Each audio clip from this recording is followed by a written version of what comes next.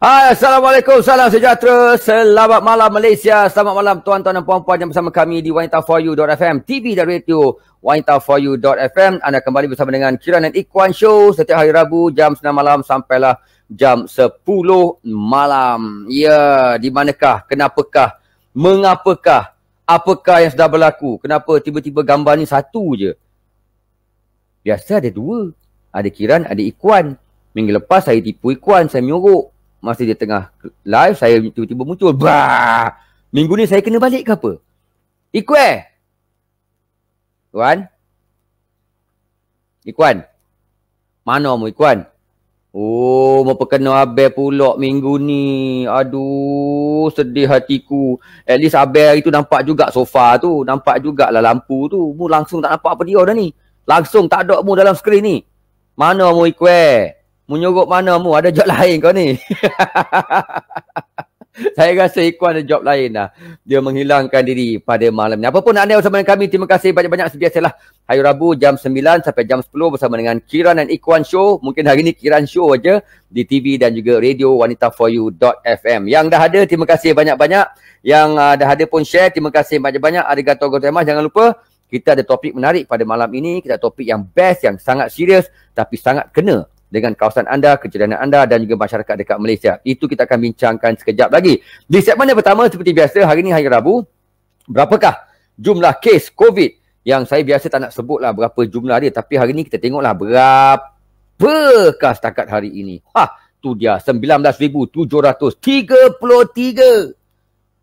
19,733. Ambil. Dah tinggal 2,000, 3,000. Tidak, 19,000 lagi jumlah kematian, 361 orang. Dah puas kami membebel sepanjang berbelas-belas episod. Tolong jaga SOP, tolong jaga diri, tolong jaga keluarga, tolong ambil vaksin, jangan lupa, jangan jadi anti-vax dan sebagainya. Susah hidup anda. Dan saya nampak apa yang berlaku dekat sekeliling.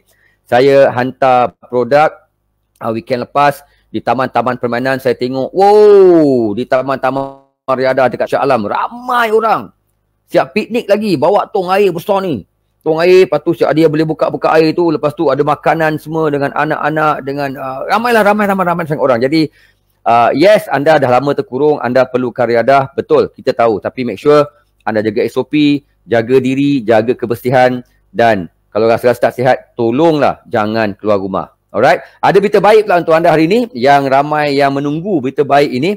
Dah pun diumumkan oleh Perdana Menteri kita pada petang tadi. Sekejap, adjust suara kejap. Kata Perdana Menteri kita, peralihan fasa bagi Lembah Kelang daripada fasa 1 kepada fasa 2. Yahoo! Fasa 1 naik fasa 2. Hai, jangan jauh sangat, belum selamat lagi. Dan yang bestnya, pergerakan antara negeri Selangor dan wilayah Persekutuan Kuala Lumpur dan juga wilayah Persekutuan Putrajaya dibenarkan dan tiada sekatan jalan raya. Kita bebas untuk merentas KL dan juga Putrajaya. Tiada sekatan jalan raya, tapi ingat, jangan rentas negeri. Belum lagi dibenarkan kecuali untuk pasangan yang sudah pun ada 2 vaksin. Untuk yang jarak jauh itu mungkin dibenarkan. Yang bersukan pula, yang nak bersukan, ramai yang bising dekat Twitter, dekat Facebook, termasuklah saya sendiri. Bila aktiviti sukan nak dibenarkan? Hari ini dikabarkan bermula 10 September, tuan-tuan dan puan-puan, fasiliti sukan dan rekreasi komersial terbuka dan tertutup, indoor and outdoor, dibenarkan beroperasi kepada pelanggan yang lengkap 2 vaksin. Jadi kepada anda yang anti-vax, anda tidak boleh bersukan lagi. Bersukanlah anda di rumah. Dan anda tidak boleh masuk kalau anda belum tunjukkan sijil MySejahtera anda yang warna kuning. Anda sudah lengkap 2 kali vaksin. 2 kali cocok, kiri dan kanan, ataupun kiri dan kiri, ataupun kanan dan kanan, lantaklah. 2 vaksin kena ada, barulah anda boleh bersukan. Ya, maknanya bola dah boleh main. Badminton dah boleh main. Ini baru adil. Sebab saya ada baca orang komen, kenapa taman-taman riadah boleh dibuka yang tiada kawalan, open macam tu. Tapi padang permainan bola sepak tak boleh masuk pula. Badminton tak boleh masuk, lagi terkawal. Siap ada orang jaga, ada security, kena tag semua kan. Dan memang tak ramai boleh masuk pun. Macam bola, 22 orang campur lebih kurang 40 orang boleh masuk. 50 orang lah. Penonton dekat luar tak boleh masuk. So lebih selamat. Jadi hari ini semua telah terjawab dan telah pun dibenarkan beroperasi bermula pada 10 September. Okey, lagi satu berita yang menarik untuk anda hari ini. Menarik ke tak menarik? Saya rasa kita ambil yang tak menarik lah. Yang tak menarik. Apa yang berlaku dekat Malaysia. Yang paling banyak saya tengok tersebar dekat WhatsApp group adalah berita pelanggaran, accident. Pagi tadi kita dapat video pasal Lamborghini yang terbabas. Lamborghini sodok kereta, melambung kereta tu. Dan Lamborghini tu pun hancur juga. Lamborghini Lamborghini tau. Bukan kereta biasa punya. Lamborghini. Tak tahu lah apa cerita dia. Terbabas. Laju sangat kot dekat KL kan. Lepas tu pula semalam kita tengok video lori. Lori hentam. Myvi lah apa lah. Habis. Tengok Myvi tu kemek macam ni jadi. Tapi Alhamdulillah abang tu selamat dalam tu. Saya tengok video abang tu keluar. Ui, Alhamdulillah. Cuma cala-cala je sakit-sakit badan katanya. Dan beliau selamat. Alhamdulillah. Itu yang berlaku untuk kemalangan jalan raya. Tolonglah berhati-hati. Tolonglah make sure anda semua memandu dengan selamat. Yang memandu kadang-kadang berat tu tolonglah jangan main handphone ke. Jangan buat benda-benda tak elok. Ambil bahan-bahan terlarang. Menyebabkan anda hayal. Anda lupa apa yang anda lakukan. Dan nyawa orang lain menjadi taruhannya ketika anda sedang memandu. Ya, nampaknya memang sahlah pada malam ini. Ini akan menjadi rancangan Kiran Show sahaja. Kerana Ikwan ada job lain. Ikwan, job lain tu tolong 50-50 kat sini ya. Tiba-tiba ada. Kau biar Abel membebel 20 minit tau. 20 minit non-stop. Free flow, tak ada skrip. Asal awal sangat Abel start. Kita baru 9.12 minit. Abel dah start pukul 8.45 tadi Abel dah start dah. Sebab Abel semangat hari ni, semangat gila. Abel, Assalamualaikum Abel. Terima kasih sebab sudi menunggu Bel. Sebabnya ada kerja yang perlu dilaksanakan. Lepas tu ada sikit masalah teknikal. Biasalah bila kita online ni Bel, kita tak boleh nak expect line kat sini macam mana. Keadaan macam mana. Terima kasih. Apa terima kasih. Job tadi tu 50-50 dah. Kita cerita lepas kita habis lah. Tengok Ikwe. Kemah tu dengan jaket bagar tu. Tengok rambut dah siap buat. Mesti confirm job lain ni. Lambat habis ni. Bukan. Berapa payment tadi? Kawan datang ni adalah untuk sebab kita tahu hari ni tetamu kita istimewa Abel. Betul. Kita dah ada tamu lagi. Saya rasa dah keluar tadi dekat bawah tu tamu kita dah kan. So topik pun mungkin ada yang dah tahu, mungkin yang belum tahu. Yang baru menonton mungkin belum tahu. Yang dah tengok kita punya Facebook, yang dah tengok kita punya WhatsApp group, kita update tahulah apa topik dia. Macam Irano tadi yang baru je komen, saya nampak nama dia. Terima kasih banyak-banyak lah kerana mengomen dekat sini. Jangan lupa teruskan komen, teruskan share, teruskan beritahu kami apa yang anda rasakan pada malam ini bersama dengan Kiran dan Ikwan. Tolong sambung lagi Ikwan 18 minit. Saya nak minum air kejap. Baik, Kiran take time. Saya tahu saya lambat hari ini. Kerana saya lambat, saya akan terus berbicara. Saya akan cuba bicara untuk membantu orang kata cover balik, alas balik apa yang telah diluahkan oleh Abang Kiran selama 18 minit tadi. Dan yang pasti saya nak beritahu dengan anda, tajuk dah beritahu belum? Tajuk. Belum. Tadi baru bebel pasal COVID, pasal kebenaran rentas daerah, pasal kebenaran bersukan, pasal aksiden yang berlaku, Lamborghini langgar orang, langgar kereta, lori langgar kereta yang ramai tu. Saya bebel pasal tu, saya bebel satu je. Lepas tu ingat orang supaya berhati-hati lah. Macam biasalah kita bebel kan. Dan bila Abel cerita pasal tu, Ikwan sambung sikit pasal sekarang ni, kita punya anak-anak seni ni kira di belakang ataupun di belakang tabir pun insya-Allah besok mereka boleh beroperasi seperti sedia kala. Maknanya alhamdulillah semua boleh keluar balik. Insya-Allah Kiran, kita harap kita juga akan dapat bersua di studio semula nanti. Dan kita boleh dah boleh start cari job ni. Pengacara majlis orang kahwin, events, annual dinner semua boleh ni. Alhamdulillah. Tetapi kena jaga diri, kena jaga SOP. Itu yang paling penting. Sebabnya itu kita mestilah. Kan? Kalau kita nak cari makan, kita nak sihat, nak cari makan, nak cari duit untuk family, untuk diri sendiri, kita kena jaga SOP. Kalau kita sakit, nak cari duit macam mana? Orang pun tak nak ambil kita nanti. Betul. Dan yang pasti saya sambung balik tadi sikit. Sambung. Kita belum kongsi lagi tajuk untuk hari ini. Tajuk kita melibatkan sesuatu yang sebenarnya benda ni kita nak bincang daripada awal waktu kita ke udara dulu sebab dia berkaitan dengan wanita. Ya, bukan wanita saja, lelaki pun ada juga. Ya. Wanita yang lelaki duduk serumah. Yang duduk serumah. Yang duduk serumah. Waalaikumsalam. Jawab dulu Wandi bagi salam tu. Waalaikumsalam. Ya, waalaikumsalam. Okey. Topik kita Hazwan Zulkifli. Waalaikumsalam Hazwan. Julia Latif. Waalaikumsalam. Thank you for watching Julia Latif.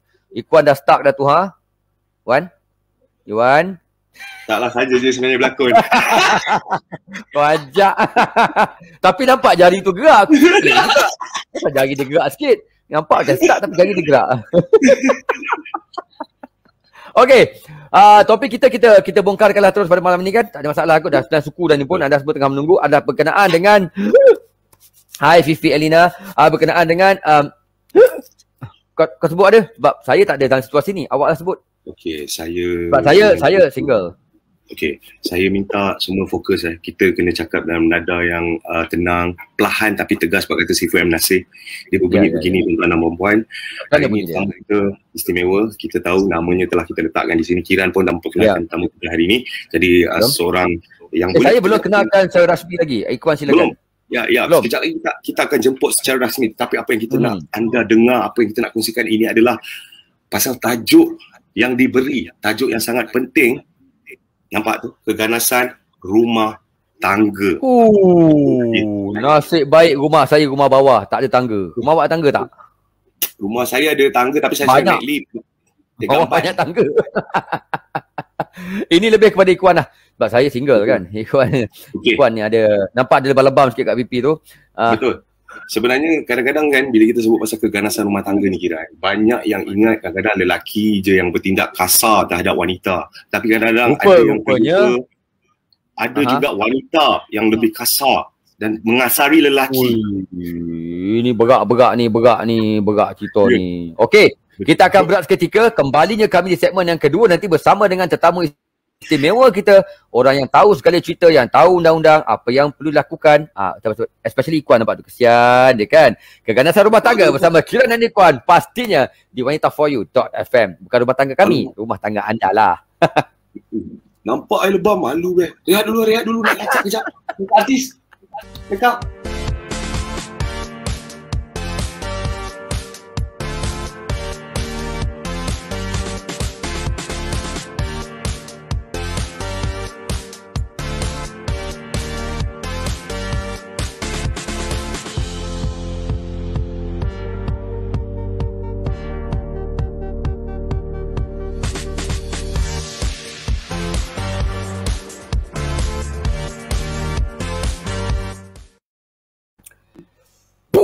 Aduh. Apa ni yang? Abang balik lambat. Aduh. Abang pergi mana tadi? Abang cakap dengan ayah abang nak balik pukul 10. Ya? Tak sempat jawab. Aduh. Okey, itu topik kami malam ini bersama dengan Kiran dan Ikhwan. Pastinya topiknya adalah keganasan rumah tangga. Dengan tidak membuang masa lagi, drum roll. Kita berjemput masuk ke ruangan yang kecil ini tapi muat untuk 3 orang dengan sesuainya.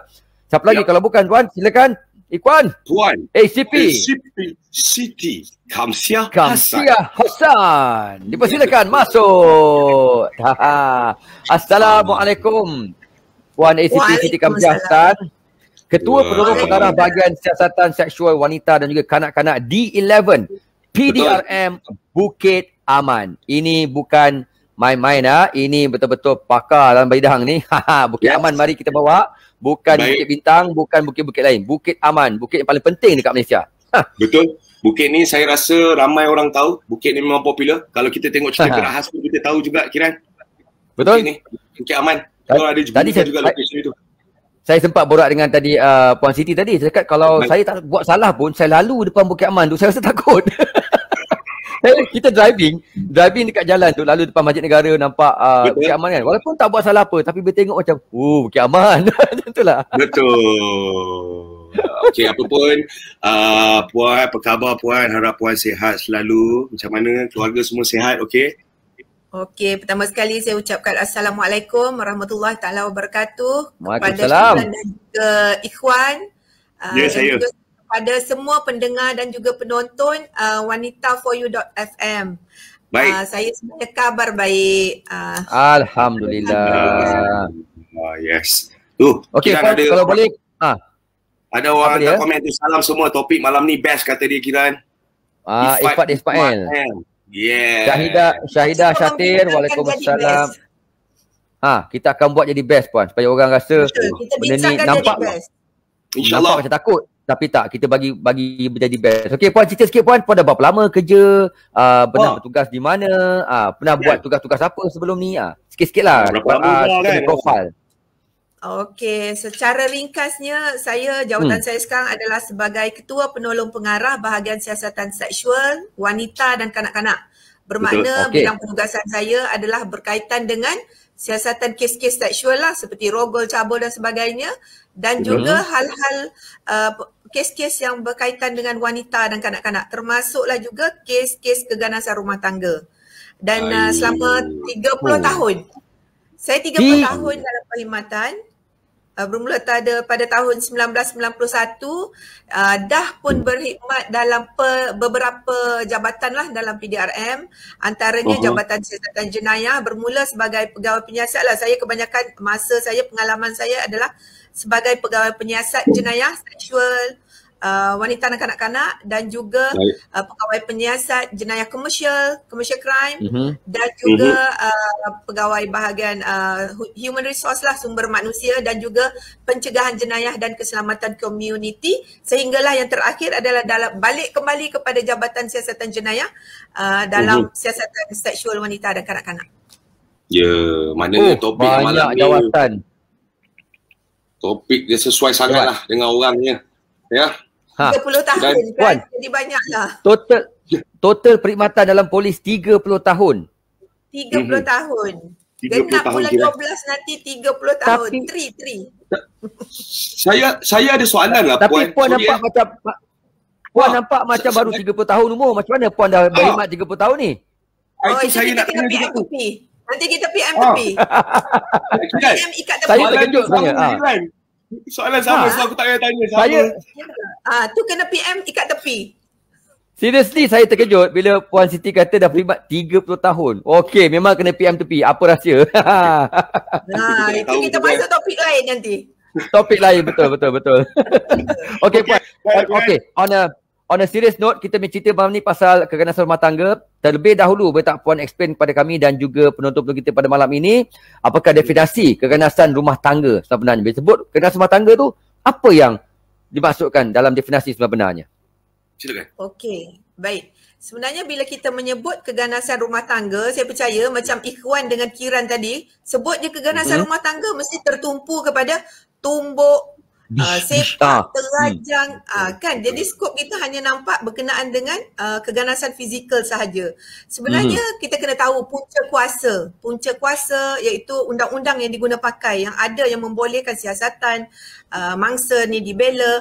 Jadi makna kita ada Akta Keganasan Rumah Tangga 1994. Jadi kalau mengikut Akta Keganasan Rumah Tangga tersebut, di bawah tafsiran di bawah Seksyen 2, keganasan rumah tangga ini adalah merujuk kepada perlakuan satu perbuatan atau lebih. Bermakna apa-apa perbuatan atau lebih daripada satu pun boleh, iaitu ianya merujuk kepada perbuatan dengan sengaja atau dengan dia sedari meletakkan ataupun cuba meletakkan mangsa itu dalam keadaan ketakutan, kecederaan fizikal. Secara ringkasnya macam dia cuba ugut nak pukul, ugut nak mencederakan kecederaan fizikal. Keduanya, dia banyak. Kalau keganasan rumah tangga ni definisi dia luas. Jadi kena dengar satu persatu. Jadi yang keduanya adalah menyebabkan kecederaan fizikal kepada mangsa tu. Sama ada dia dengan dalam keadaan dia tahu perbuatan tersebut adalah boleh mengakibatkan kecederaan kepada mangsa tersebut. Bermakna pukul lah. Dah pukul lah, mendatangkan kecederaan fizikal. Ketiganya adalah memaksa mangsa dengan cara paksaan ataupun ancaman untuk melakukan perbuatan berbentuk seksual, ataupun selainnya yang mangsa itu berhak dia tak melakukan. Bermakna dia tak sepatutnya buat, tapi dia dipaksa untuk melakukan perbuatan seksual. Makna tadi fizikal, mula-mula sekali cuba nak meletakkan kecederaan fizikal dalam pengetahuan. Ketiga, secara perbuatan melibatkan sexual assault lah.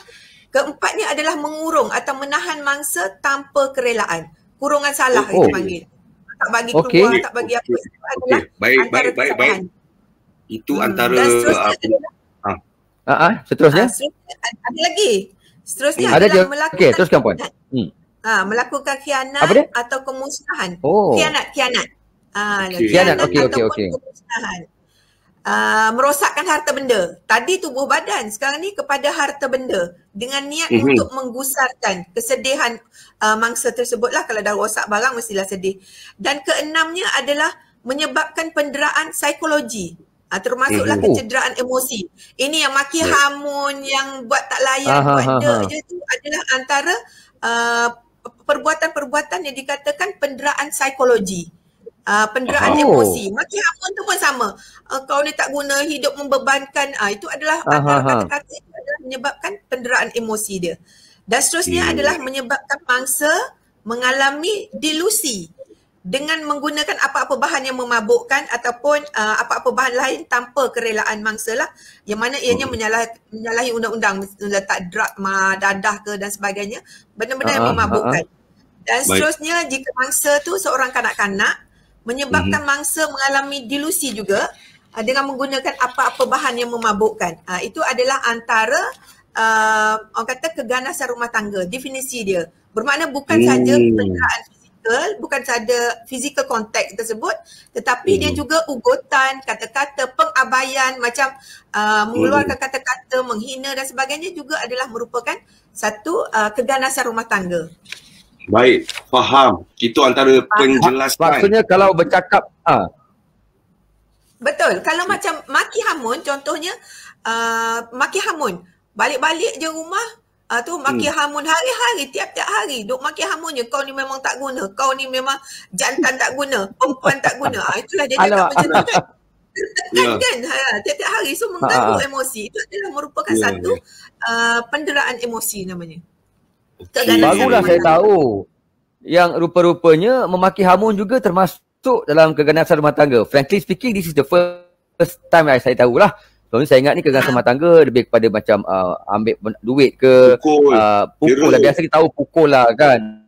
Dera kan. Rupanya ada banyak lagi kategori yang mungkin anda tengah menonton pun tak tahu. Jadi maybe Puan Siti akan explain lebih lanjut lagi lepas ni. Yang kita semua tak pernah tahu mungkin sebelum ini. Atau mungkin kami yang tak tahu anda tahu. Atau mungkin kita semua tak tahu kan.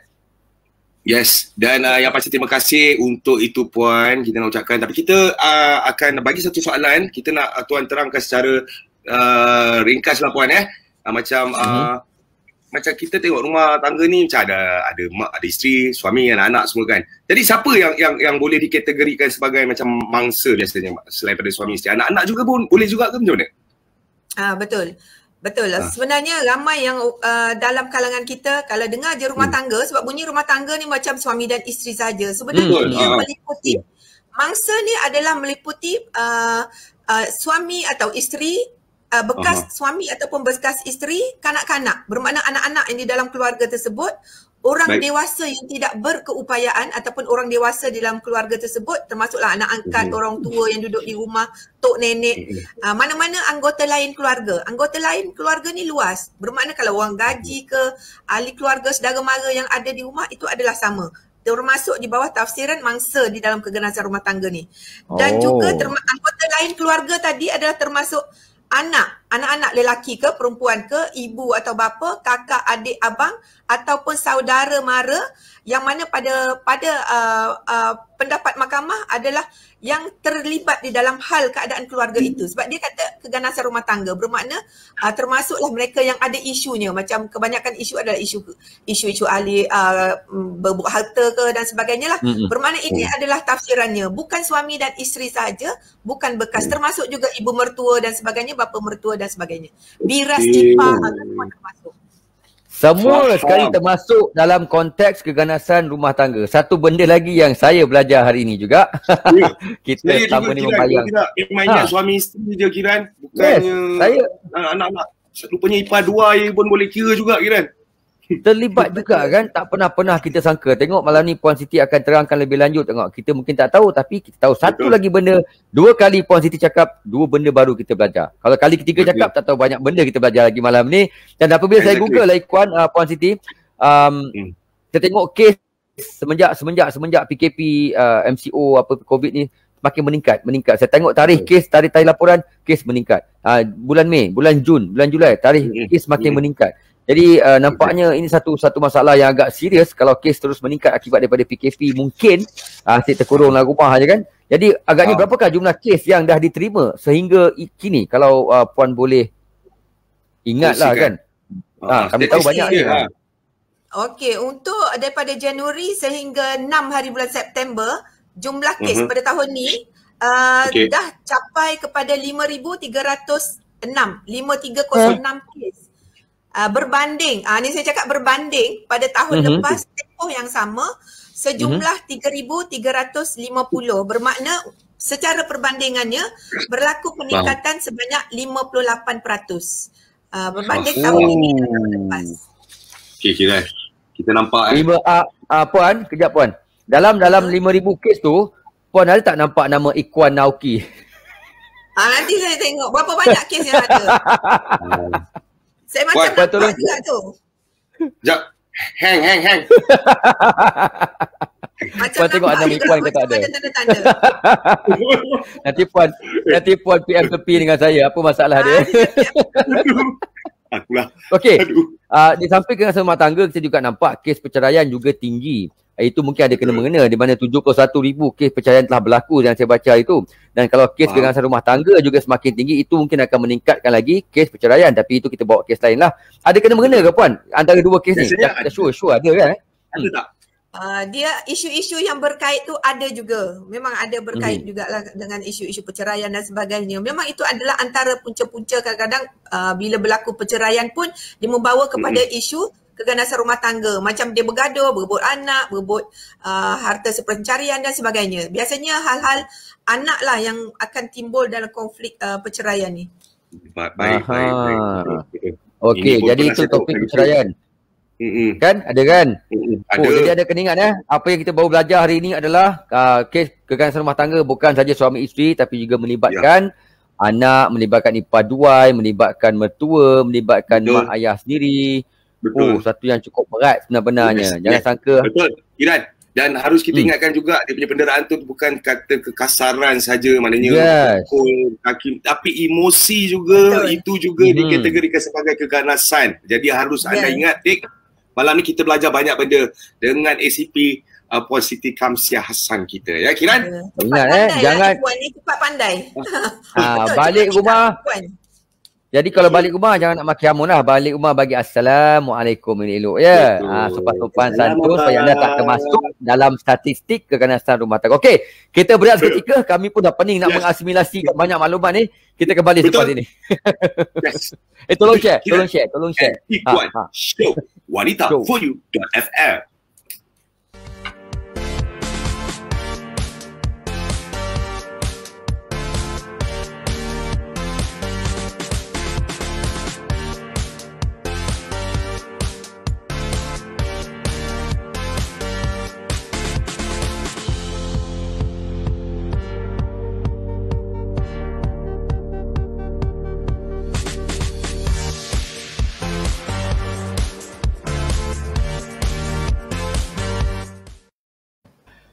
Keganasan rumah tangga, ya, tak kisah rumah anda ada tangga atau tak ada tangga, keganasan rumah tangga memang berlaku. Tadi Puan Siti dah bagi tahu kes 5,000 lebih daripada bulan 1 sampai bulan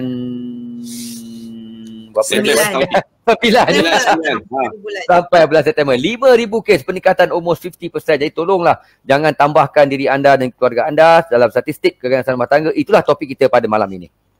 Yes, betul. Dan 58% kata Puan Siti, kes meningkat. Jadi kalau boleh kita tak maulah kalau boleh jadi 60% ke 80 ke 90 kita tak mau. Kalau boleh biar kita kurangkan. Kita harap bila sektor-sektor dah buka ni adalah kurangkan orang kata stres anda kat kepala. Jangan sampai salah lepaskan ke anak, kat mertua, dekat isteri. Itu tak bagus. Sebelum kita masuk soalan rasmi, Puan, ada soalan daripada penonton kita, Efat Ismail di Facebook. Terima kasih Ifat kerana menonton. Nak tanya dengan Puan Siti, bagaimana cara perlu buat jika berlaku pada bangsa tapi tak dapat report kerana takut ugutan? Kita tak tahu ugutan apa, ugutan cai ke, ugutan nak tinggalkan ke, ugutan tak bagi nafkah, kita tak tahu. Sekadar nak tahu katanya. Okey, sekadar nak tahu bagaimana cara perlu buat jika berlaku pada mangsa tak dapat report kerana takut ugutan. Baik, selalunya mangsa ini saya, sebab dia soalan dia agak tak begitu, pada saya kurang jelaslah kenapa takut ugutan, kenapa tak dapat buat report. Tapi report ni boleh saja dibuat oleh mana-mana pihak. Bermakna orang yang mengetahui kejadian jenayah itu berlaku ataupun keganasan rumah tangga itu berlaku. Contohnya, dia sebagai mangsa, dia takut nak keluar rumah ataupun dia takut untuk pergi buat report, mungkin ahli keluarga lain yang tahu. Orang yang mengetahui tentang kejadian itu boleh buat report, sama ada pergi ke balai ataupun ke balai polis yang berdekatan, yang berhampiran, pondok polis ataupun hospital, dan juga boleh juga melalui telefon, membuat panggilan pun boleh. Tetapi untuk siasatan lengkap, dia sendiri perlulah nanti untuk ke balai polis untuk memberi keterangan. Bermakna di sini kalau dia takut untuk buat report, takut dengan ugutan nak keluar contohnya, sebab dia terlalu luas kan, dia punya ni terlalu umum, jadi boleh membuat panggilan ataupun orang lain yang bertindak bagi pihak dia untuk membuat laporan polis. Baik, saya tanya, selain daripada talian 999, ada tak mungkin talian khusus yang mungkin hotline atau boleh direct terus untuk bahagian keganasan rumah tangga ni, Puan? Okey, sebenarnya itu sebab saya nak nasihatkan orang public, ahli masyarakat semua, simpanlah nombor telefon. Sebenarnya setiap balai polis dia ada nombor telefon, kita panggil bilik gerakan. Bermakna call je nombor tersebut, senang.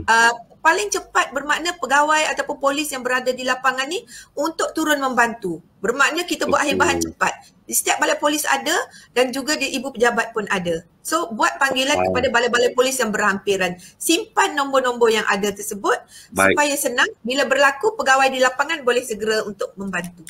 Maknanya tak semestinya mangsa saja yang perlu buat laporan. Kalau macam saya nampak contoh jiran saya pukul isteri dia ke ataupun isteri dia pukul suami dia ke, saya boleh report tak? Boleh, tetapi kenalah ambil, orang kata kalau sekali nampak macam tu kita tak tahu isunya, tapi boleh membuat laporan polis kerana dalam peruntukan undang-undang pun ada dengan niat suci hati boleh untuk membuat laporan polis dengan niat untuk kita mencegah kejadian jenayah itu daripada terus berlaku dan mencederakan mangsa. Boleh, tak ada. Mana orang pun yang mengetahui tentang kejadian boleh buat report dengan suci hati. Soalan yang sama juga Kiran macam minggu lepas sekarang kita macam tanya macam identiti Kiran akan dirahsiakan lah. Ya. Silakan. Silakan. Tiba-tiba bagi tahu kan Kiran lah report tu. Habis. Kita tak bisa rahsia yang Kiran tu report. Memang tak. Sebab siasatan adalah sulit dan identiti tu adalah kita akan rahsiakan. Bukan kita boleh publish ke internet. Nanti kan bangun pagi kan ada cat merah dekat kereta. Sudah. Lu report kah? Okey, Kiran kita sambung balik soalan. Boleh.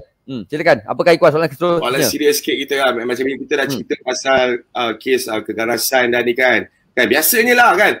Punca keganasan rumah tangga ni dia selalu punca dia tu. Selalunya pasal apa Puan? Kebanyakan lah yang datang buat report ni.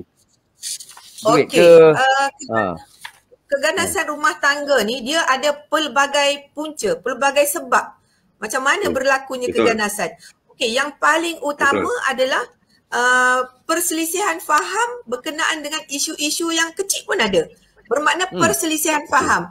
Macam contohnya balik ke rumah, isu salah letak kunci pun ada. Salah letak kunci dia marah, mengamuk, dia ni ataupun terus pukul ataupun baling barang. Jadi ataupun ada isteri, contohnya isteri tengah tegur anak belajar ni, tengah belajar, kemudian suami tegur anak, suami bengang, suami kata apa tegur anak macam tu. Isu-isu yang kita nampak remeh, yang saya nak sampaikan kat sini, isu nampak macam remeh, tetapi ending dia membawa kepada satu pertelagahan yang boleh sampai mencederakan antara pihak-pihak yang bertelagah tersebut. Itu adalah antara satu punca dia, perselisihan faham. Tapi kita boleh kaitkan perselisihan faham ni sebenarnya dia disebabkan oleh ada hubung kait dengan emosi, perubahan persekitaran, gagal mereka adapt dengan perubahan persekitaran, bermakna tahap emosi dan juga keadaan kestabilan emosi mereka.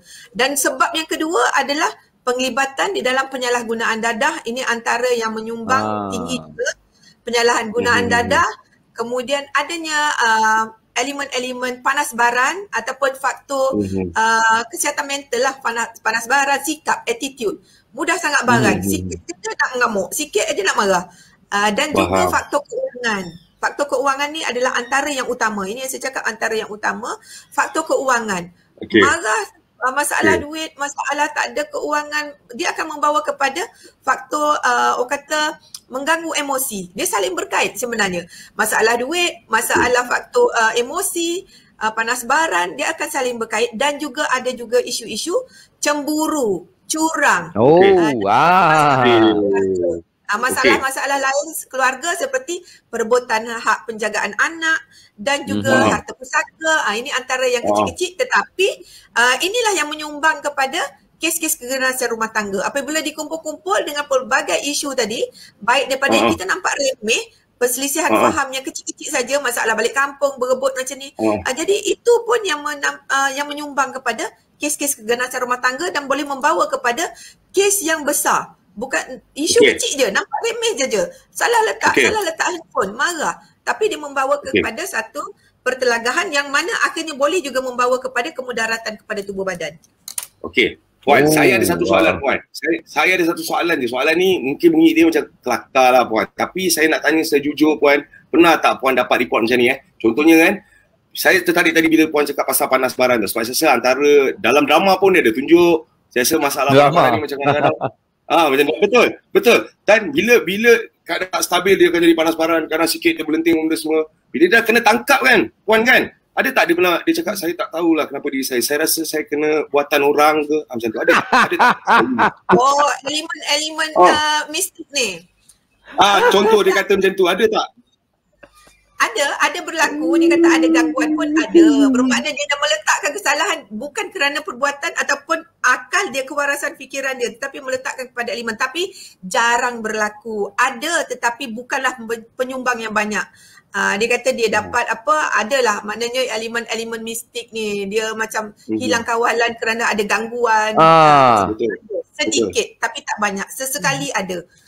Pelbagai alasan kadang-kadang bila berlaku sesuatu kesalahan tu memang ada berlakunya, mereka akan menyatakan pelbagai alasan lah. Yelah, dia dah buat salah. Dia akan cari alasan lah, dah pukul bini ataupun bini dah pukul suami. Mesti ada alasan dia kan. Ada dengar suara-suara halus lah mengatakan, pukul dia, lempang dia. Nak kena tangkap, mau gelabah, nak lepaskan diri. Okey Puan, satu lagi soalan saya pula ni berkenaan dengan kes yang semakin tinggi ni. Ada tak kena-mengena dengan PKP ataupun kerana COVID ni lah.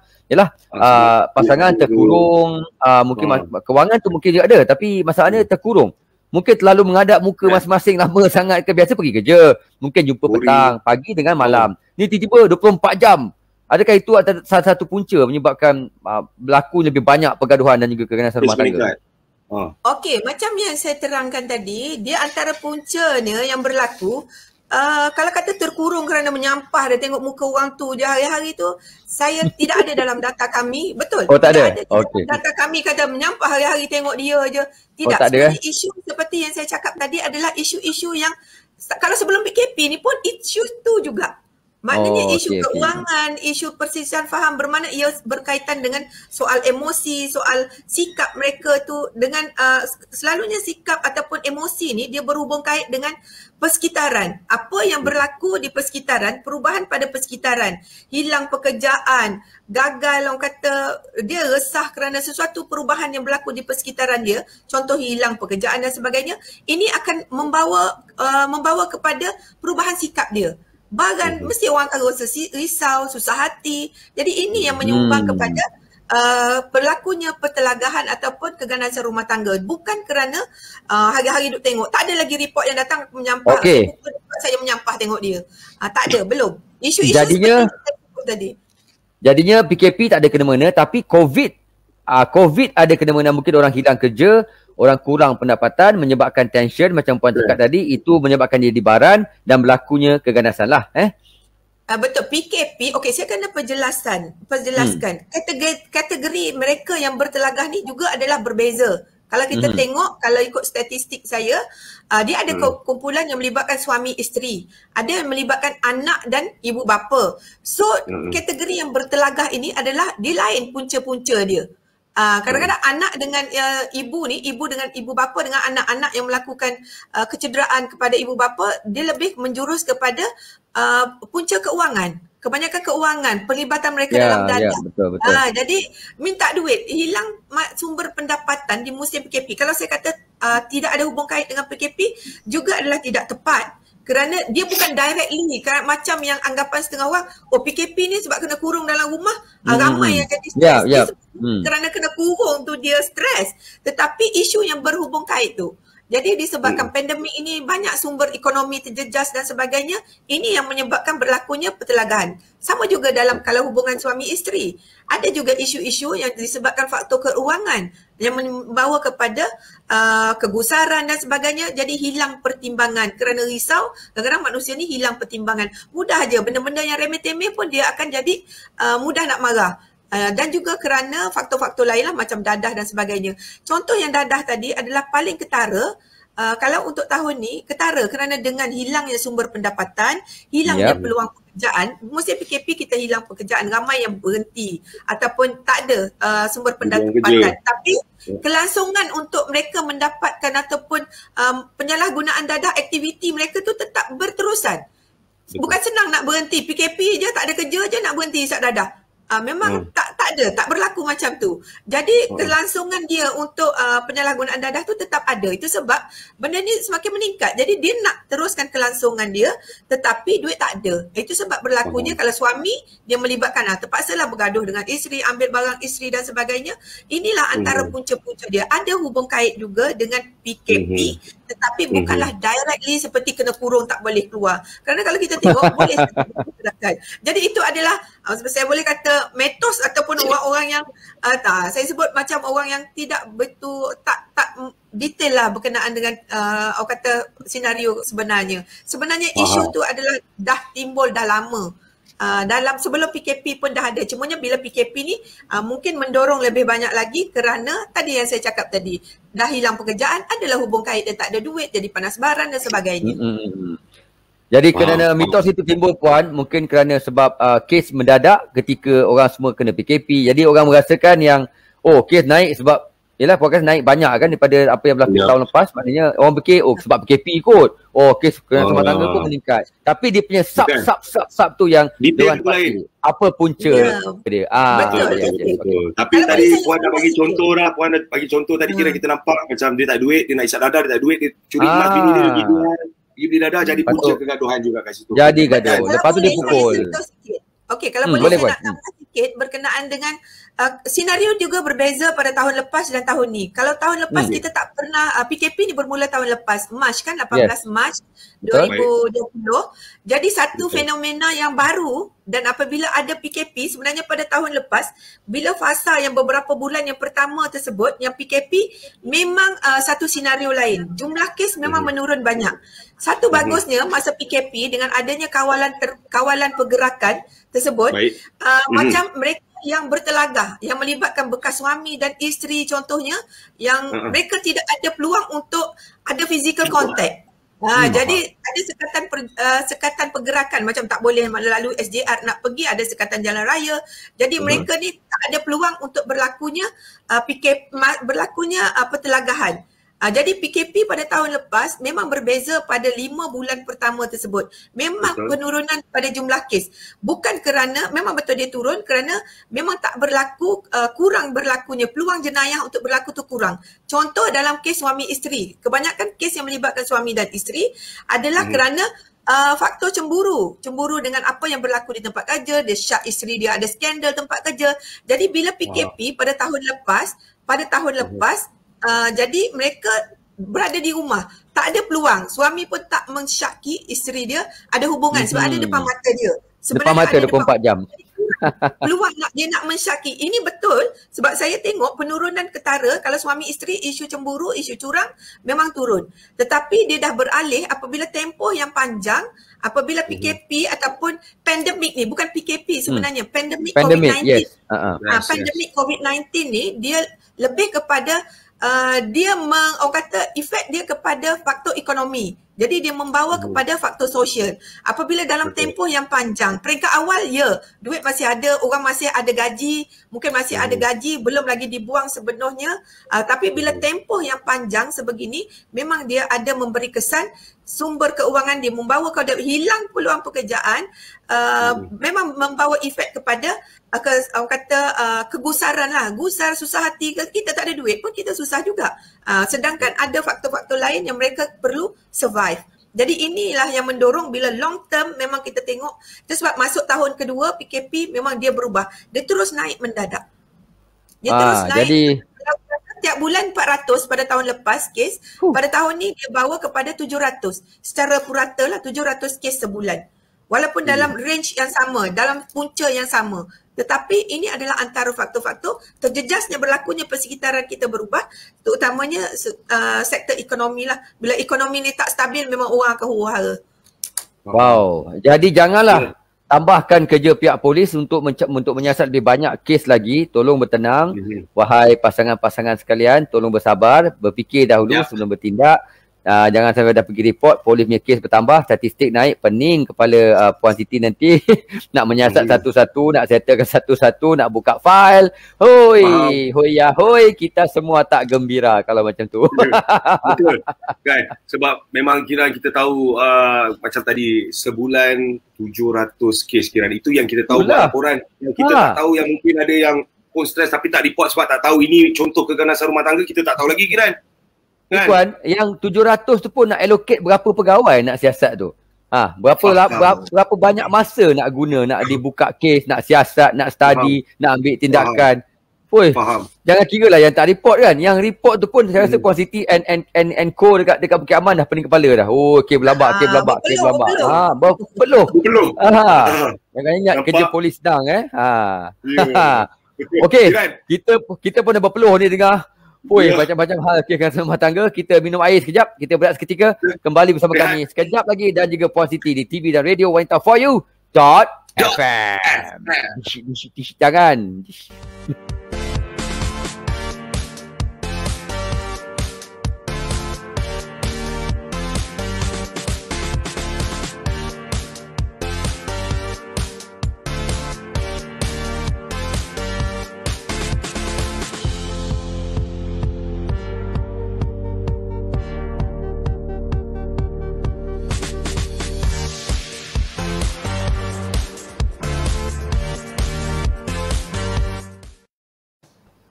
Terima kasih kerana anda masih lagi terus bersama dengan kami Kiran dan juga Ikhwan Show. Kita bagi tahu dengan anda, jangan lupa like.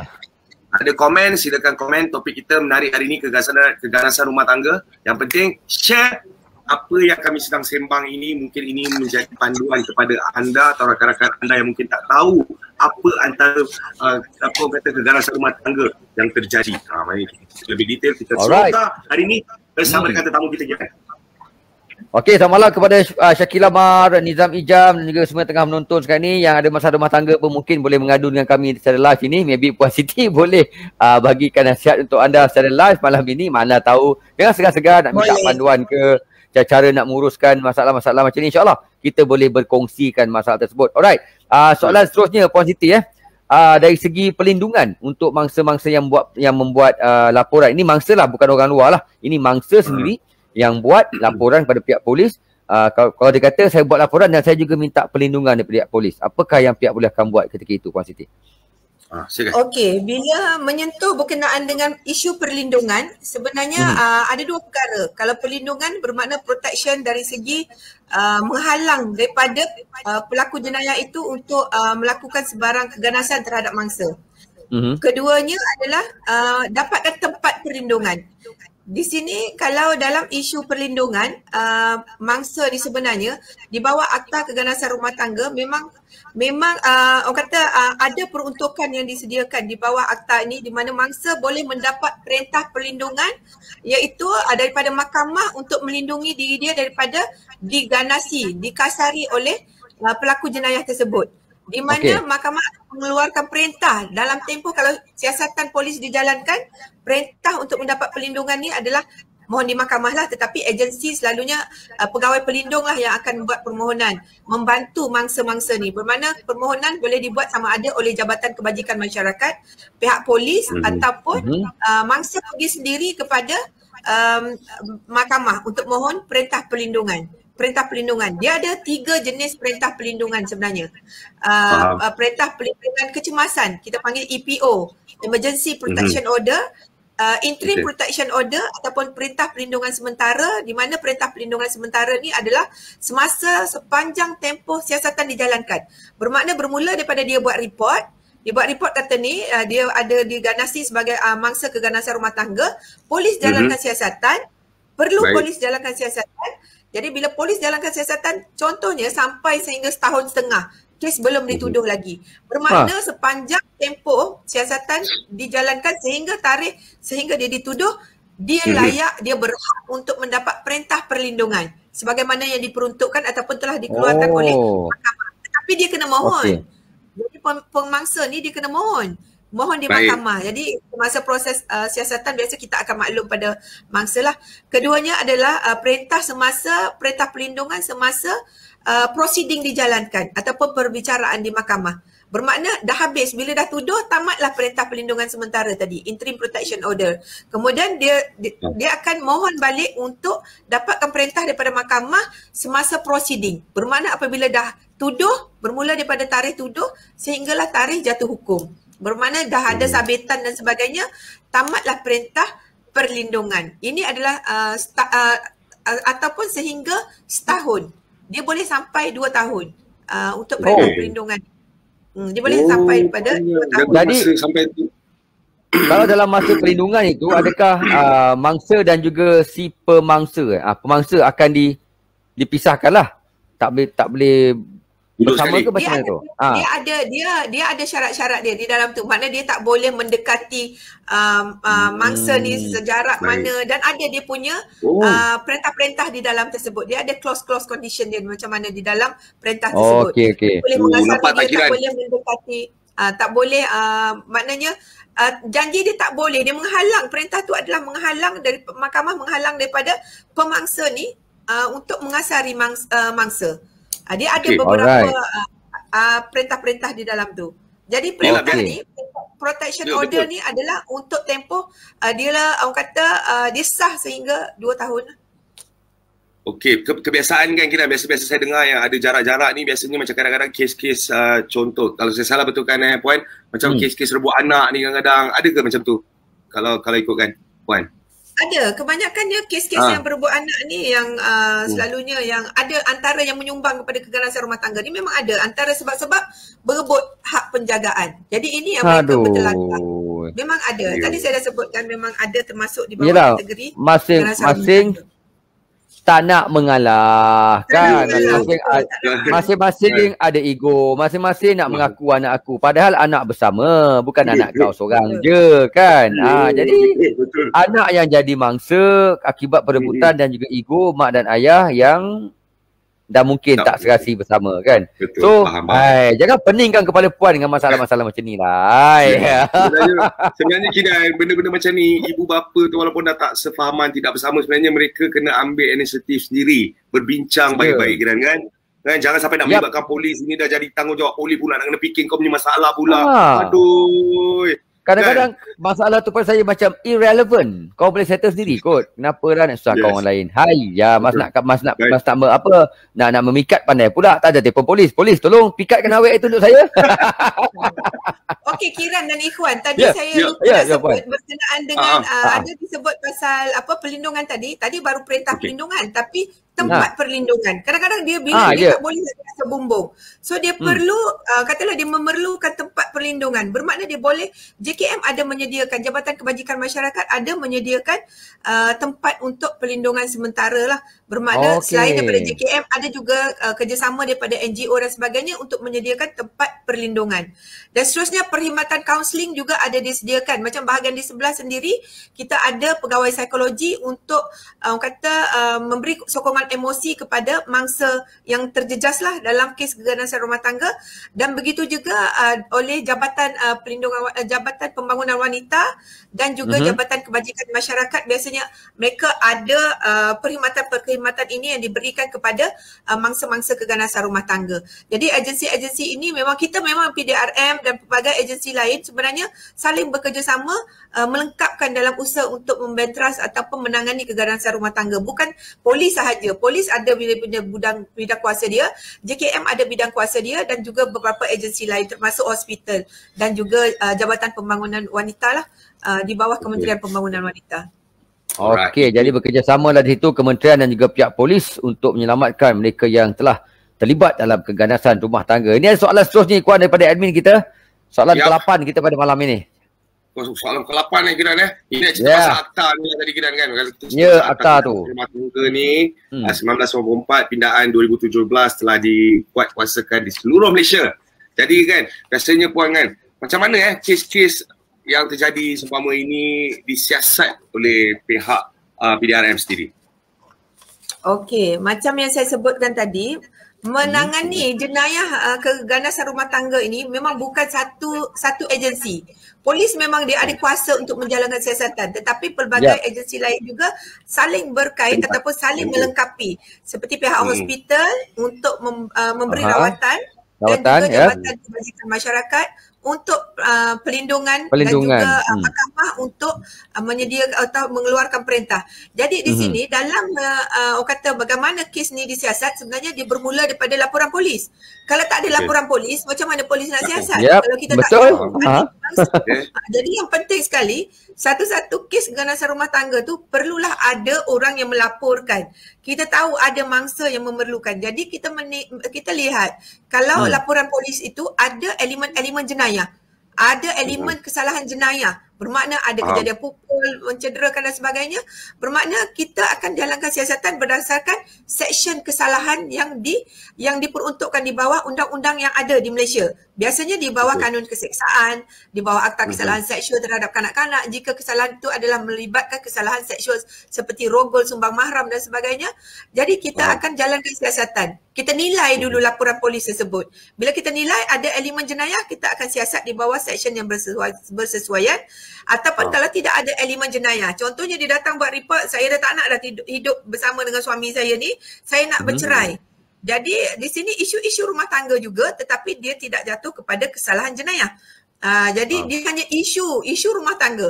Jadi kes ni kita hanya kita rujuk kepada pihak mahkamah. Jadi pihak polis tak jalankan siasatan. Jadi sekiranya kes tadi kita dah buka kertas siasatan, kes yang melibatkan kes jenayah, maka pihak polis kalau tengok dia ada kecederaan, bila ada kecederaan kita rujuk ke hospital lah untuk memberi rawatan, kalau sama ada atas kecederaan fizikal yang dia alami ataupun penderaan emosi yang dia alami. Jadi kita akan rujuk kepada pihak hospital dan dalam masa yang sama juga kita akan maklumkan kepada mangsa ni, mereka ni memerlukan perlindungan ke tidak. Jadi jika mereka memerlukan perlindungan, kita akan maklum mereka ada hak untuk memohon perlindungan jika perlu. Jadi kita akan refer kepada mahkamah, buat permohonan kepada mahkamah. Biasanya pihak Jabatan Kebajikan Masyarakat yang akan membantu untuk membawa permohonan tersebut. Dan seterusnya siasatan lain yang dijalankan adalah ke tempat kejadian, kita perlu kumpul bukti. Kerana kes-kes yang melibatkan kes jenayah ni kita perlu dapatkan keterangan-keterangan sama ada di tempat kejadian ataupun daripada mangsa sendiri apa yang berlaku dan juga saksi-saksi lain sebelum kita membawa kepada pihak Timbalan Pendakwa Raya untuk menilai kes tersebut, keterangan tu ada tak elemen-elemen ataupun keterangan-keterangan yang boleh membawa kepada pertuduhan.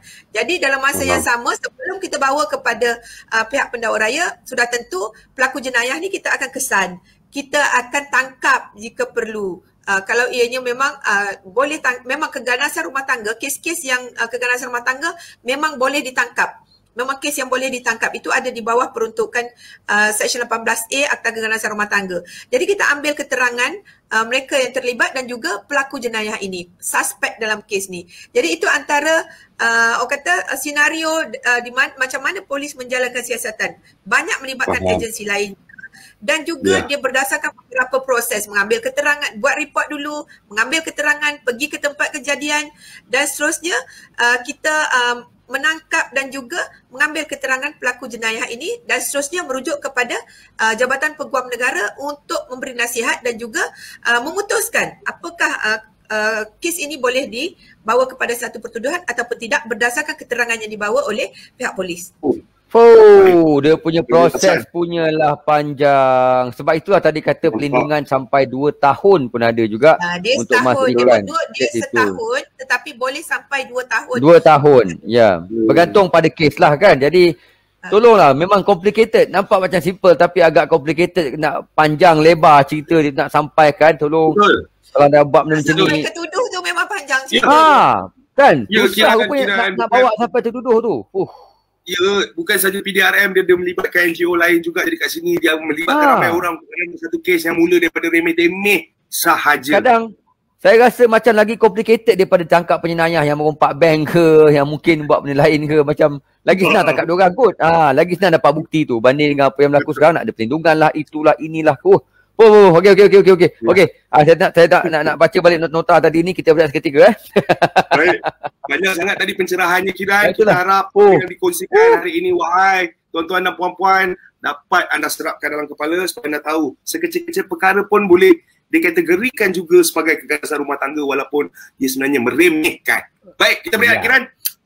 Tujuan di Kiran and Ikhwan Show, Wanita For You .fm.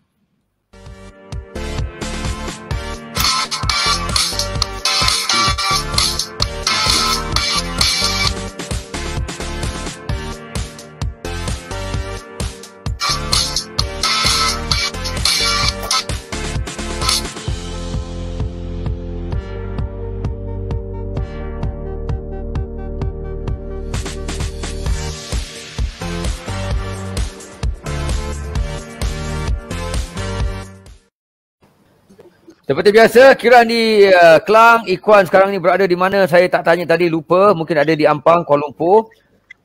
Puan Siti Kamsiah Hassan berada di mana Puan? Di rumah ke? Dia pejabat di rumah kan? Saya di rumah, di Puchong. Di Puchong. Kami di 3 tempat berbeza tapi ditemukan di dalam satu skrin yang sama di TV dan juga Wanita Radio, Wanita For You .fm pada malam ni Rabu untuk Kiran dan Ikhwan Show. Kita cerita pasal keganasan rumah tangga. Takut juga dengar. Betul. Bukan. Sebab kadang-kadang mereka tak tahu kadang-kadang daripada sekecil-kecil kepala macam Ikhwan cakap tadi, macam kadang-kadang tak tahu pun yang sebenarnya yang boleh membuatkan dia punya panas baran, stres tu pun kadang-kadang boleh jadi punca keganasan rumah tangga. Bukan pukul semata-mata. Jadi tuan-tuan dan puan-puan, ingat, share video ini, kongsikan supaya ia dapat menjadi panduan kepada semua rakyat Malaysia yang tak tahu Yang share juga, kalau ada yang terasa diri anda mangsa pun, tolong tengok balik, dengarkan setiap detail yang Puan Siti kita terangkan satu persatu dan bagaimana anda boleh menyelamatkan diri anda ataupun nak buat laporan ataupun nak suruh orang tolong buat laporan ke, anda takut ke, anda mungkin boleh belajar juga sesuatu. Kalau anda rasa sekarang anda mungkin menjadi mangsa keganasan rumah tangga dalam banyak konteks yang Puan Siti kita sebutkan tadi. Okey Puan, ini soalan-soalan basic lah saya nak tanya ni. Ini soalan-soalan yang katakan soalan-soalan suka-suka. Dalam keganasan rumah tangga ni kan, kalau melibatkan tekanan emosi, kebanyakannya dalam ada tak ratio atau statistik mengatakan siapa lebih banyak pressure siapa? Lelaki banyak pressure perempuan ke ataupun perempuan sebenarnya lebih banyak pressure lelaki? Ini antara suami dan isteri lah, tak melibatkan mak bapak semua. Suami isteri saja, konteks suami isteri. Siapa yang banyak pressure siapa? Dalam konteks suami dan isteri yang jadi mangsa adalah isteri. 90% adalah isteri. 10% saja suami menjadi mangsa. Itulah orang kata pelaku jenayahnya dalam konteks suami isteri adalah paling tinggi suami lah. Saya salah soalan Okey, tak apa Kira, tak apa. Ini biasa kita tahu lelaki gagah, kadang-kadang gagah selalu dia akan menjadi tanda aras lah. Selaku lelaki memang akan buat perempuan. Tapi kita nak tanya contoh-contoh, mungkin Puan boleh bagi salah satu contoh daripada 10% tu tadi yang mana lelaki terkena tekanan daripada wanita. Adakah macam kes-kes yang mungkin perempuan tu pukul lelaki dia ke? Mungkin boleh share benda macam ni pun kadang-kadang Malaysia nak tahu. Okey, macam mana? Apa antara kes itu? Macam mana contoh-contoh? Kes yang melibatkan suami dan isteri, mangsa suami ni memang kes pukul. Ugut tu jaranglah dia pergi, tapi bila ada pukul tu memang ada. Isteri pukul suami ada. Dia baling dengan kunci dia pakai. Jadi suami akan buat report. Ada, tapi jarang berlaku lah. Memang ada. Biasanya yang buat report adalah yang melibatkan physical contact lah. Walaupun bukan dalam satu kecederaan yang serius, bukanlah satu melibatkan kecederaan yang membawa kepada kematian dan cedera parah, tetapi ada juga suami yang buat report kerana kena pukul oleh isteri. Ada. Saya teringin pula nak tengok muka-muka isteri yang garang-garang ni. Jangan dibuli. Itu sebab jangan buli isteri. Jadi ini antara laki-laki yang termasuk dalam statistik mengatakan bukan dia takut bini, tapi bini yang tak takut dia. Bini yang menakutkan. Bini yang baru. Walaupun 10% tuan-tuan dan puan-puan tengah menonton, ada juga kes wanita yang mendera ataupun melakukan kekerasan rumah tangga terhadap lelaki. 10% sahaja. Wah, Ikhwan, awak punya tak termasuk Belum. Puan baru nak check nanti ada ke tak. Rasa tak ada. Rasa sekejap ingat balik. Ada nanti. Jadi ini isu serius.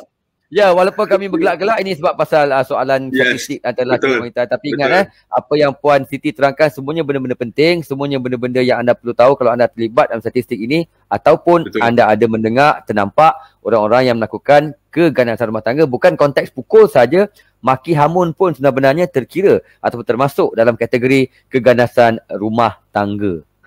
Yes. Main. Ingat banyak bukan benda yang telah ada. Tahu Kiran dan Ikhwan bukan saja maki hamun, mengabaikan balik je buat tak tahu, tak bagi nafkah, tak bagi apa juga termasuk dalam penderaan emosi. Buat pengabaikan balik, buat tak peduli je, itu pun juga termasuk di dalam penderaan emosi sebenarnya. Jadi jangan balik tu tak bagi salam, tak tegur apa, buat je seminggu, tu tak boleh. Tak boleh Puan, kalau isteri buat report memang kenalah. Kita akan siasat lah habis-habisan. Kalau saya tengok nama suspek tu adalah Kiran ataupun Ikhwan. Habis Puan, kalau contoh isteri balik dah masak, suami tak makan, itu pun penderaan juga tu.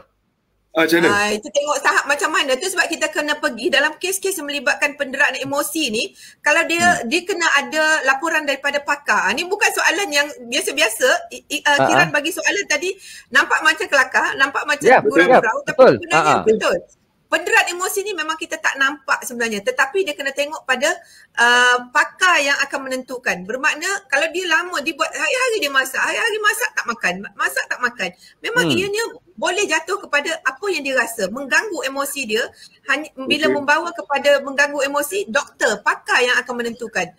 Jadi kadang-kadang kita nampak macam simple je, balik tak makan, buat tak tahu, tapi betul lah. Terusan, jadi dia boleh menjadi pada satu penderaan emosi juga.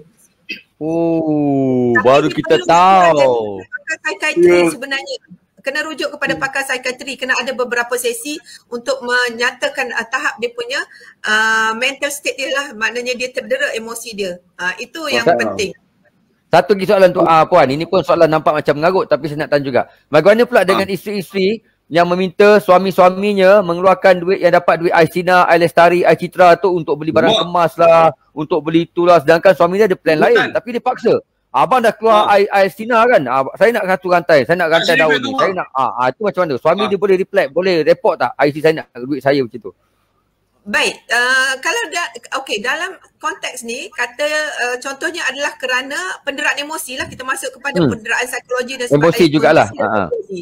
Tapi dia kena nak menentukan yang betul dia terdera secara emosi atau tidak, itu yang saya kata kena doktor, laporan pakar tu menentukan. Bermakna bukan kata sekali tu minta sekali dia tak rasa terjejas pun, dia marah mungkin sekali tu saja, sukar untuk menentukan dia punya tahap dia terdera emosi dia ataupun psikologi dia. Kena ada, mungkin kalau penderaan emosi ni biasanya benda yang berterusan. Kalau dapat Aisina sekali je, mungkin tidaklah sampai berlarutan mengganggu dia punya emosi. Mungkin tak membawa kepada provokasi lain. Minta. Lempuk sekali. Itu yang jadinya pergaduhan. Mungkin membawa kepada punca. Tetapi apa yang saya nak pesankan ataupun saya nak nyatakan kat sini, bila melibatkan penderaan emosi, biasanya dia ada beberapa siri dia. Bermakna berterusan. Asyik-asyik minta duit. Serapa dia balik minta duit. Jadi itu yang menjadikan penderaan emosi. Dia perlu ada laporan pakar untuk menentukan betul ke dia ni ada penderaan emosi. Kalau luka senang, kalau physical contact tu senang, doktor akan tengok nampak. Tapi kalau penderaan emosi dia melibatkan laporan pakar psikiatri pula. Yelah, selagi tak bagi gelang tu, masak tak sedap, baju tak lipat kan. Masak tiba-tiba tawar, biasa masak sedap je. Selagi tak dapat gelang tangan tu, masak semua tak sedap. Itu namanya benda emosi. Emosi untuk suami tau. Suami boleh report. Kita boleh pergi sekretari. Tapi puan jangan risaulah. Nama saya tak ada insyaAllah dalam tu. Sebab saya yang selalu masak. Ini saya tak makan. Penat saya masak. Tak apa, kalau ada saya akan panggil terus masuk keluar paper. Jadi ketahuilah hak anda, wahai tuan-tuan, puan-puan, suami-suami, isteri-isteri, banyak bentuk penderaan, banyak bentuk keganasan rumah tangga, bukan sekadar fizikal tapi juga mental dan juga emosi. Ini satu yang perlu ambil berat. Kalau mungkin tak ganggu dari fizikal, tak adalah kata main tore-tore ke pukul-pukul sampai darah, tapi tekanan jiwa yang terlalu mendalam juga menyebabkan tak selesa dan boleh diambil tindakan oleh berdasarkan laporan pakar psikiatri dan juga siasatan yang dilakukan oleh pihak polis dengan secara adil dan saksama. Jangan risau, polis tak ada berat sebelah punya. Walaupun puan polis wanita, tapi kalau lelaki report pun puan akan buat kerja seadil-adilnya. Betul tak puan? Adil, sudah tentu adil. Tak ada berat sebelah. Kalau perempuan kesian tak ada.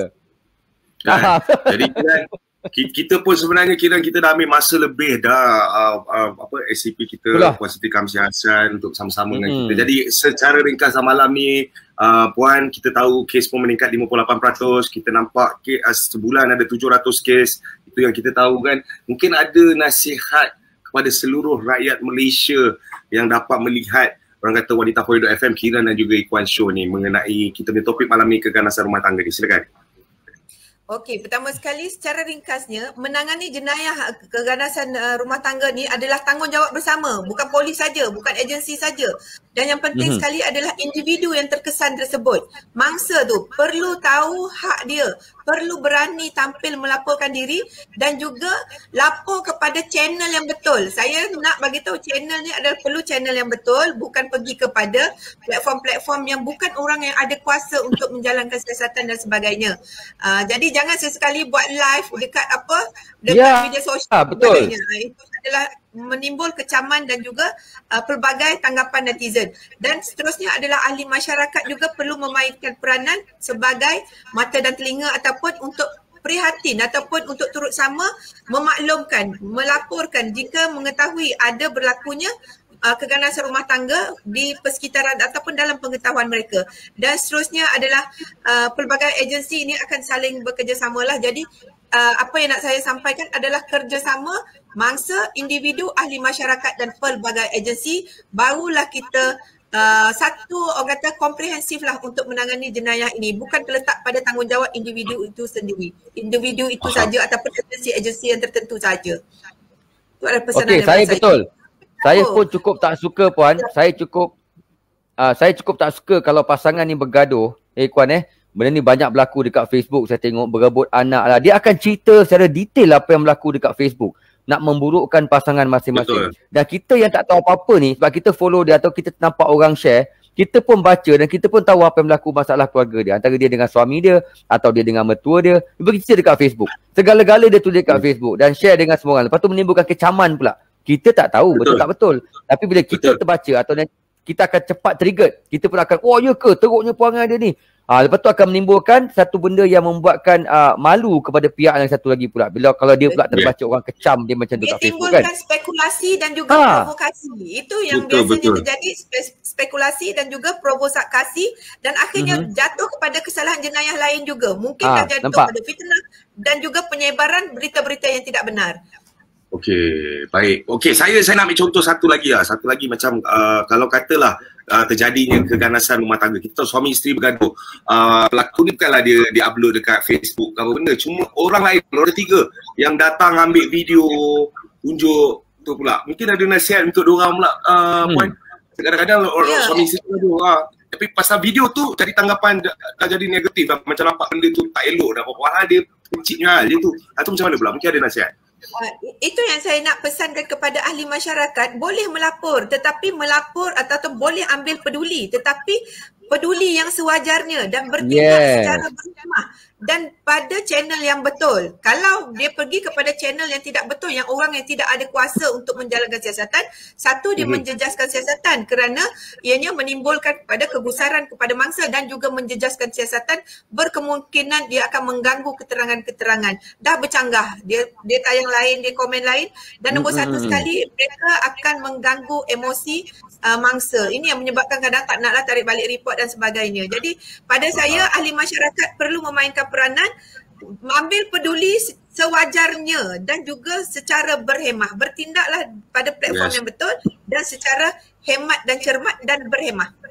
Ya, jangan membawang buta je kan Kiran, membawang hati je kan. Tak ada. Kadang-kadang dia apa kata orang tu, tulis segala-gala kat Facebook nak minta simpati, mungkin nak minta sokongan. Kita tak tahu yang mana satu betul mana salah. Dia akan cerita pihak dia akan kata dia sentiasa betul. Mungkin dia salah sebenarnya tapi dia nak menegakkan benda yang basah, kita pun tak tahu. So tolonglah kepada anda yang suka sangat mengadu nasib, mengadu domba dekat Facebook, hal rumah tangga, hal keluarga, tak payahlah, simpanlah dalam rumah sendiri, masalah rumah sendiri. Kalau rasa berat sangat, adulah pada pihak polis. Pihak polis tahulah apa nak buat, cara yang betul, ikut undang-undang, settle baik-baik. Tak payah cerita satu Malaya hal anda dalam rumah tangga. Tak payah, orang tak tahu. Nanti kami pula berdosa. Sokong anda, sokong sana, sokong. Kita pula bergaduh. Ada pula yang bergaduh lah tu. Kau mana tahu, kau tak tahu. Kau pandai, kau pun dah kahwin ke belum? Saya baca happening. Saya gelak. Ini apa nak jadi dah. Betul. Itulah netizen. Semua ada. Jadi itulah dia antara yang dapat kita kongsikan malam ini, Kiran, bersama dengan tetamu istimewa kita, ACP Puan Siti Kamsiah Hassan yang sudi bersama dengan kita. Walaupun hari ini dia boleh sibuk benda-benda lain, Kiran, sibuk dengan kes-kes yang terjadi, tapi hari ini dah kongsikan masanya bersama dengan kita untuk kongsikan pencerahan bagi anda tuan-tuan dan puan-puan yang mungkin tak mengetahui antara contoh-contoh ataupun punca keganasan rumah tangga ini sendiri. Terima kasih banyak-banyak kita ucapkannya. Ya, kita bersama dengan bukan calon-calon orangnya Puan Siti kita, Ketua Penolong Pengarah Bahagian Siasatan Seksual Wanita dan Kanak-Kanak D11 PDRM Bukit Aman yang dah 30 tahun dalam perkhidmatan. Jadi pengalaman Puan Siti amat berguna untuk kami dan juga semua penonton. InsyaAllah kami akan sharekan di YouTube, kami akan sharekan di grup WhatsApp dan sebagainya untuk menjadi panduan dan juga pedoman kepada rakyat Malaysia lah. Kalau rasa berguna, boleh tengok kami punya rancangan ini untuk mendapatkan maklumat penting tentang penderaan ataupun keganasan rumah tangga. Okey, kita tutup malam ni, Puan. Habis sudah? Assalamualaikum. Berdebur. Terima kasih banyak-banyak. Terima kasih banyak-banyak Puan Siti. Thank you so much kawan semua yang dah tengok, yang dah usia kami. Terima kasih banyak. Jumpa lagi minggu depan hari Rabu jam 9 sampai 10 malam. Kiranto dan juga Ikwanto Show. Ya, Wanita for Hidup FM. Kita jumpa lagi. Salah silap ada dimaafkan. Bye-bye. Assalamualaikum. Okay, bye-bye. Ada masalah telefon polis. Jangan lupa. Jangan mengadu kat Facebook. Jangan lupa bila bila nak keluar ni. Mana ni?